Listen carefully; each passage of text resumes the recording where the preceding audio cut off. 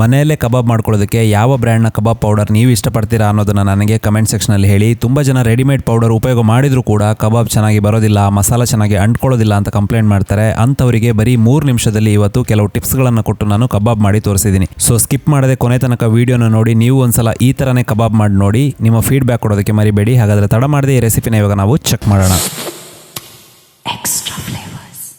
ಈ ಸೂಪರ್ ಆದಂತಹ ಚಿಕನ್ ಕಬಾಬ್ ಮಾಡ್ಕೊಳ್ಳೋದಕ್ಕೆ ಇಲ್ಲಿ ನಾನು ಒಂದು 500ರಿಂದ 600 ಗ್ರಾಮ್ನಷ್ಟು ಸ್ಕಿನ್ ಔಟ್ ಚಿಕನ್ನ ತಗೊಂಡಿದ್ದೀನಿ.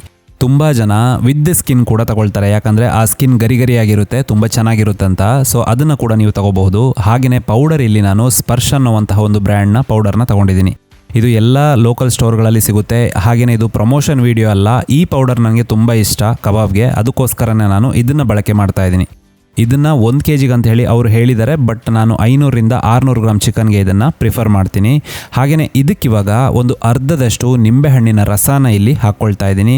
ಹಾಗೆಯೇ ಒಂದು ಮೊಟ್ಟೆಯ ಬಿಳಿ ಭಾಗನ ಇಲ್ಲಿ ಸೇರಿಸ್ಕೊಳ್ತಾ ಇದ್ದೀನಿ. ತುಂಬ ಜನ ಆ ಹಳದಿ ಭಾಗ ಏನಿದೆ ಅದನ್ನು ಹಾಕ್ಕೊಳ್ತೀರಾ, ಅದನ್ನು ಹಾಕೋಬೇಡಿ, ಅದರದ್ದು ಪರಿಮಳನೇ ಬೇರೆ ಬರುತ್ತೆ. ಅದಕ್ಕೋಸ್ಕರನೇ ನಾನು ಬಿಳಿ ಭಾಗನ ಮಾತ್ರ ಇಲ್ಲಿ ಸೇರಿಸ್ಕೊಳ್ತಾ ಇದ್ದೀನಿ. ಇದ್ರ ಜೊತೆಗೆ ಒಂದು 2ರಿಂದ 3 ಟೇಬಲ್ ಸ್ಪೂನಷ್ಟು ಮೊಸರನ್ನ ಹಾಕ್ಕೊಳ್ತಾ ಇದ್ದೀನಿ. ಮನೆಯಲ್ಲೇ ಮಾಡಿರುವಂತಹ 1 ಟೇಬಲ್ ಸ್ಪೂನಷ್ಟು ಶುಂಠಿ ಬೆಳ್ಳುಳ್ಳಿ ಪೇಸ್ಟನ್ನು ಸೇರಿಸ್ತಾ ಇದ್ದೀನಿ. ಫಿಶ್ ಫ್ರೈ ಅಥವಾ ಚಿಕನ್ ಫ್ರೈ ಮಾಡುವಾಗ ಸ್ವಲ್ಪ ಕರಿಬೇವಿನ ಎಲೆಗಳು, ಒಂದು 10ರಿಂದ 15 ಕರಿಬೇವಿನ ಎಲೆಗಳನ್ನು ಚೆನ್ನಾಗಿ ಕಟ್ ಮಾಡ್ಕೊಂಡು ಇದಕ್ಕೆ ಸೇರಿಸ್ಕೊಳ್ಳಿ. ಅದರದ್ದು ಪರಿಮಳ ಹಾಗೆಯೇ ರುಚಿ ತುಂಬ ಡಿಫ್ರೆಂಟ್ ಆಗಿರುತ್ತೆ. ಇವಾಗ ಎಲ್ಲ ಮಸಾಲಾನ ಮಿಕ್ಸ್ ಮಾಡಿ ಆದಮೇಲೆ ನೋಡಿ ಈ ಥಿಕ್ನೆಸ್ಸಲ್ಲಿದೆ. ಇವಾಗ ಇಷ್ಟು ತೆಳುವಾಗಿ ನಾನು ಇಟ್ಕೊಂಡಿದ್ದೀನಿ. ಇವಾಗ ಚಿಕನ್ ತೊಳೆದಿರುವಂಥದ್ದು, ಅದರಲ್ಲಿ ಸ್ವಲ್ಪ ನೀರಿರಬಾರ್ದು, ಆ ಚಿಕನ್ನ ಇದಕ್ಕೆ ಸೇರಿಸ್ಕೋಬೇಕು. ಚಿಕನ್ನ ಸೇರಿಸ್ಕೊಂಡು ಒಂದ್ಸಲ ಚೆನ್ನಾಗಿ ಮಿಕ್ಸ್ ಮಾಡ್ಕೊಳ್ಳಿ, ಎಲ್ಲ ಪೀಸಿಗೆ ತಾಗೋವಂತೆ. ಹಾಗೆಯೇ ನಾನು ಹೇಳಿರುವಷ್ಟೇ ತೆಳು ಇಟ್ಕೊಂಡ್ರೆ ಮಾತ್ರ ಈ ಚಿಕನ್ಗೆ ಆ ಮಸಾಲ ಚೆನ್ನಾಗಿ ಅಂಟ್ಕೊಳ್ಳುತ್ತೆ. ಅಕಸ್ಮಾತ್ ಎಲ್ಲಾದರೂ ಚಿಕನ್ ತೊಳೆದಾಗ ಅದರಲ್ಲಿ ನೀರು ಉಳಿದಿದ್ರೆ ಅದು ನೀವು ಮ್ಯಾರಿನೇಟ್ ಮಾಡಿ ಇಡೋವಾಗ ಏನಾಗುತ್ತೆ ಅಂತ ಹೇಳಿದರೆ ಸಪ್ರೇಟ್ ಆಗಿಬಿಡುತ್ತೆ. ಮತ್ತೆ ನೀವು ಮಿಕ್ಸ್ ಮಾಡ್ತೀರಾ, ಅವಾಗೆಲ್ಲ ಮಸಾಲ ನೀರಲ್ಲೇ ಹೋದಂಗೆ ಆಗುತ್ತೆ. ಸೊ ಇವಾಗ ನೋಡಿ ಎಲ್ಲದಕ್ಕೂ ಚೆನ್ನಾಗಿ ಅಂಟ್ಕೊಂಡಿದೆ. ಇದನ್ನು ಇವಾಗ ನಾನು ಮಿನಿಮಮ್ ಒಂದು ಅರ್ಧ ಗಂಟೆ ಮ್ಯಾರಿನೇಟ್ ಆಗೋಕ್ಕೆ ಬಿಡ್ತಾ ಇದ್ದೀನಿ.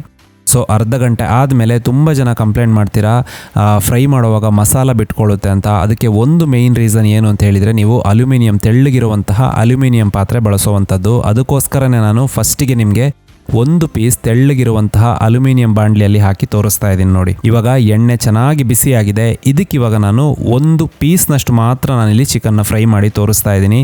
ಮಸಾಲೆ ಎಲ್ಲ ಎಲ್ಲಿ ಹೋಯಿತು ಅಂತ ಹೇಳಿ ನೀವು ಹುಡ್ಕೋದೇ ಬೇಡ, ಇವಾಗಲೇ ನಾನು ನಿಮಗೆ ಅದನ್ನು ತೋರಿಸ್ತೀನಿ. ತುಂಬ ಜನ ಒಂದು 2-3 ಸಲ ಚಿಕನ್ನ ಫ್ರೈ ಮಾಡಿದಾಗಲೇ ಆ ಎಣ್ಣೆಯ ಕಲರ್ ಎಲ್ಲ ಚೇಂಜ್ ಆಗಿರುತ್ತೆ. ಆವಾಗ ನಿಮಗೆ ಅದು ತಳತಾಗಿರೋದೇ ಗೊತ್ತಾಗೋದಿಲ್ಲ. ನೀವು ಅಂದ್ಕೊಳ್ತೀರಾ ಆ ಚಿಕನ್ ಮಸಾಲೆ ಎಲ್ಲಿ ಹೋಯಿತು ಅಂತಲೇ ಗೊತ್ತಾಗೋದಿಲ್ಲ ಹೊಸಬರಿಗೆ. ಅದಕ್ಕೋಸ್ಕರ ಇಲ್ಲಿ ನೋಡಿ 1 ಪೀಸ್ ಹಾಕಿದಾಗ ಅದು ಕೆಳಗಡೆ ಅಂಟ್ಕೊಳ್ತು. ಹಾಗೆಯೇ ಆ ಮಸಾಲೆ ಎಲ್ಲ ನೀವು ನೋಡ್ತಾ ಇರ್ಬೋದು, ತಳದಲ್ಲಿ ತಾಕ್ಕೊಂಡು ಹಾಗೆ ಇದೆ. ಸೊ ಎಣ್ಣೆ ತೆಗೆದಾದ್ಮೇಲೆ ನಾನು ತೋರಿಸ್ತಾ ಇದ್ದೀನಿ. ಬರೀ 1 ಪೀಸಲ್ಲೇ ಇಷ್ಟು ಮಸಾಲೆ ಹೋಗಿಬಿಟ್ರೆ ನಿಮಗೆ ಎಲ್ಲ ಪೀಸ್ ಹಾಕಿದಾಗ ಮಸಾಲೆ ಎಲ್ಲ ಆ ಪಾತ್ರೆಯಲ್ಲೇ ಇರುತ್ತೆ. ಅದಕ್ಕೋಸ್ಕರನೇ ನೀವು, ನಿಮಗೆ ಅಬ್ಜೆಕ್ಷನ್ ಇಲ್ಲ ಅಂದರೆ ನಾನ್ ಸ್ಟಿಕ್ ಪಾತ್ರೆನ ಬಳಕೆ ಮಾಡ್ಬೋದು, ಅಥವಾ ದಪ್ಪ ತಳದ ಯಾವುದಾದ್ರೂ ಪಾತ್ರೆನ ಬಳಕೆ ಮಾಡಿದರೆ ಆ ಕಬಾಬ್ ಏನಿದೆ ಅದು ಅಂಟ್ಕೊಳ್ಳೋದಿಲ್ಲ. ಇವಾಗ ನೋಡಿ ನಾನು ಎಲ್ಲ ಪೀಸ್ಗಳನ್ನು ಹಾಕಿದ ಮೇಲೆ ಫ್ಲೇಮ್ನ ಮೀಡಿಯಮಲ್ಲಿ ಇಡ್ತಾ ಇದ್ದೀನಿ. ಮೀಡಿಯಮಲ್ಲಿಟ್ಟು ಇದನ್ನು ಒಂದು 5ರಿಂದ 6 ನಿಮಿಷ ಫ್ರೈ ಮಾಡ್ತಾ ಇದ್ದೀನಿ.